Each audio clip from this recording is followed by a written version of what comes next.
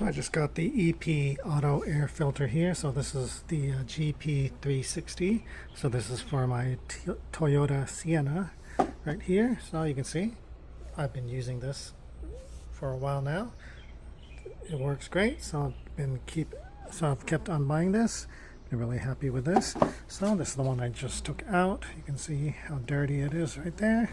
Nice and dirty right there. This is what the new clean white one looks like. So yeah, it's really pretty easy to change. Something pretty much anyone can do. Takes only a few minutes. Save you a lot of money if you can do this yourself. So it's basically just opening the box here, just 2 screws there, and then lift this out, take out the old one and put in the new. So really pretty easy to do. If you can do it yourself, save yourself some money, quick and easy. And these are great value. They work great, fit perfect.